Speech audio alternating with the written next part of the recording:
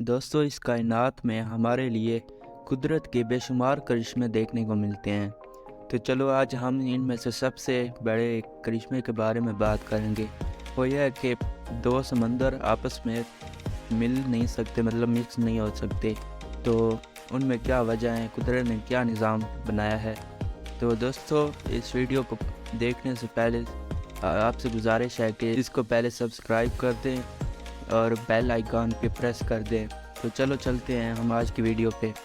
بحر اوقیانوس اور بحر الکاہل کے سمندروں کا پانی ایک ایسے مقام پر ملتا ہے جس کو کیپ ہارن کے قریب جنوبی امریکہ کے جنوبی اشارے پر واقع واٹرز کا اجلاس کہا جاتا ہے۔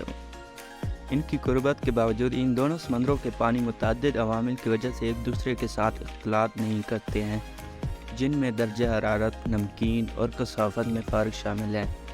سب سے پہلے ہم درجہ حرارت کے بارے میں بات کریں گے۔ بحر اوقیانوس اور بحر الکاہل کے سمندروں میں مختلف درجہ حرارت ہوتا ہے۔ بحر اوقیانوس بحر الکاہل سے زیادہ گرم ہوتا ہے۔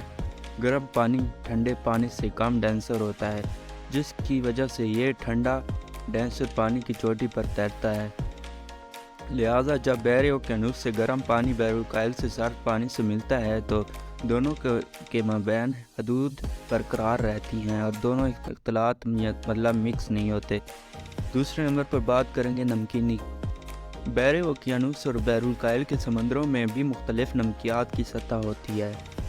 بحر اوقیانوس اپنے مقام اور گردش کے نمونوں کی وجہ سے بحر الکاہل سے کہیں زیادہ سالٹیئر ہوتا ہے، جس کی وجہ سے زیادہ بخارات اور کم میٹھے پانی کا انپٹ ہوتا ہے۔ نمکین پانی میٹھے پانی سے کم ہے، لہٰذا جب بحر اوقیانوس سے نمکین پانی بحر الکاہل سے ملتا ہے تو ایک حد بن جاتی ہے اور دونوں میں اختلاط نہیں ہوتا، یعنی مکس اپ نہیں ہوتے۔ پھر بات کریں گے کثافت مطلب ڈینسٹی۔ کثافت درجہ حرارت اور نمکینی دونوں کے ذریعے طے کی جاتی ہے۔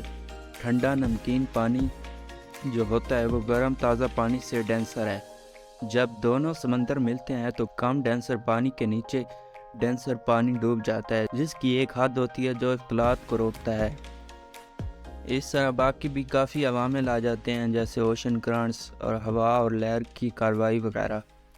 تو دوستو اللہ تعالیٰ نے جیسے قرآن پاک میں ارشاد فرمایا ہے، اسی نے دو دریا رواں کیے جو آپس میں ملتے ہیں، دونوں میں ایک آڑ ہے کہ اس سے تجاوز نہیں کر سکتے۔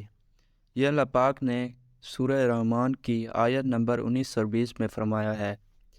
تو یہ اللہ پاک کے اس کائنات میں بے شمار کرشموں میں سے ایک عجیب و غریب اور ایک دلکش کرشمہ ہے، جو کہ سیاحوں کو بھی اپنی طرف اٹریکٹ کرتا ہے۔